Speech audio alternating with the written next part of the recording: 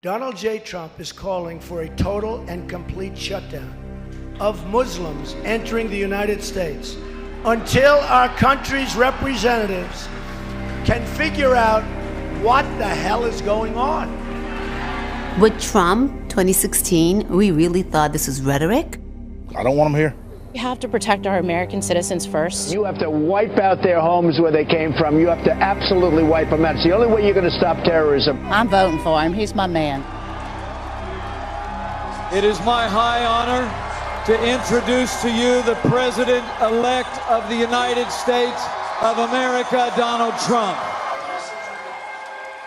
For us, it was like, okay, so he's going to be a president. All right, so what's going to happen next?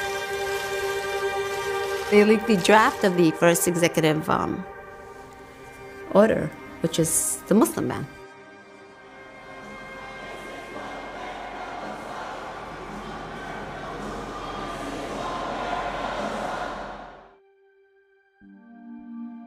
My name is Rabia al-Thibani. My family were one of the first Yemeni Americans, wave of Yemeni Americans to immigrate to New York City. My father joined his brother, who was already here. He always said that, you know, as soon as I settle, I'm going to petition for you guys and bring you here. Whenever he had a break, he would just go and he would record cassettes for us.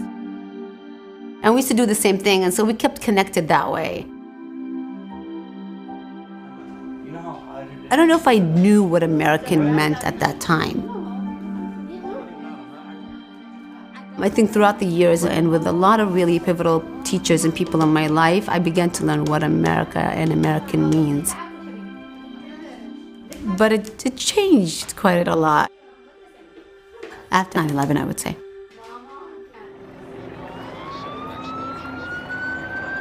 There is black smoke coming from both of the towers. It's a horrific scene here. We saw the towers coming down. I just remember that entire week, nobody left their home. People were just terrified. And we knew it was not going to be the same ever again.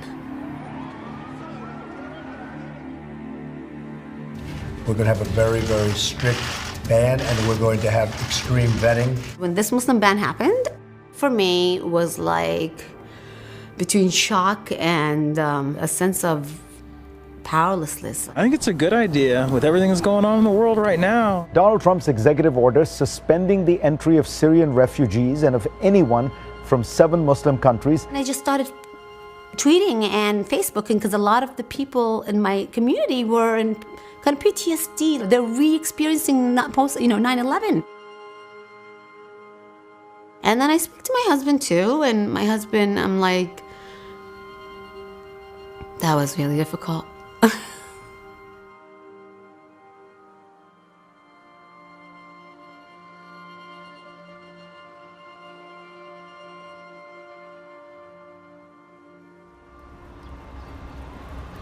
My husband, Bashir Rahman, is an independent Yemeni journalist that has sacrificed his own safety and security and has dedicated his career in fighting extremist ideologies. And so he was forced to escape the war, and I'm petitioning for him to join me. He will not be able to enter because of this ban. So just because you may not be in my position, think about what can happen to you if we allow this to happen, and if we allow him to get away with this. And again, thank you so much for having me.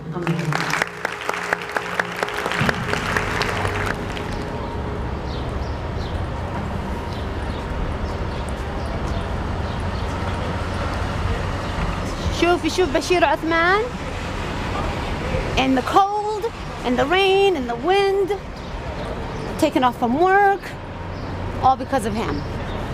He owes me his life. I just had a fight with Bashir the other night.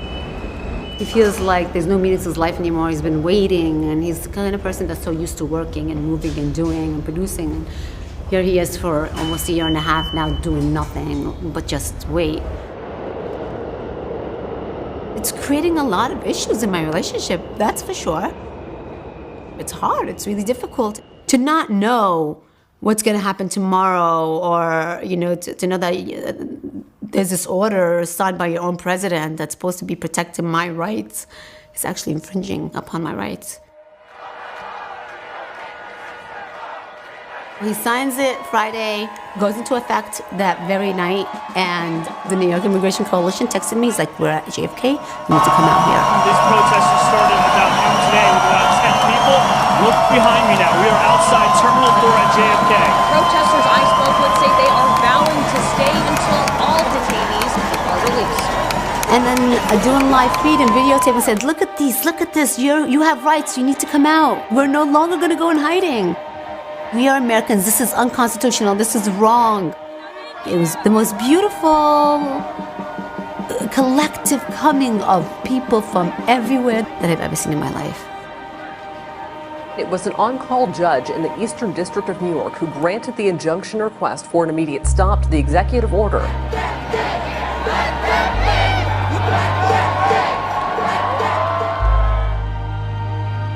We're a country of immigrants.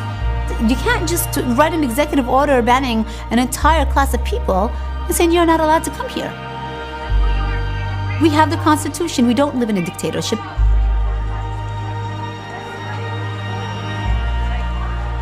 I think it was a couple of weeks, Linda sent me a message, and Rudad, she was like, okay, we got to do something besides just a rally. This is important. He's signing the second Muslim ban. We want to do a human banner. So you do it by groups. There's 2 groups of 10 here. Once your group of 10 has. So you guys are repping for Libya. These are lives. These are children without their parents, stuck in Egypt and Djibouti. These are Americans. We are America. This can't happen.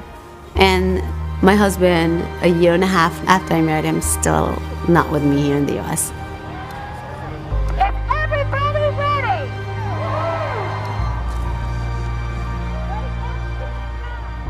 If you look at American history, if you look at Vietnam, if you look at the Civil Rights Movement, when all these things come together, that's when change happens. No matter how many bans you're gonna sign, we're no longer gonna be silenced.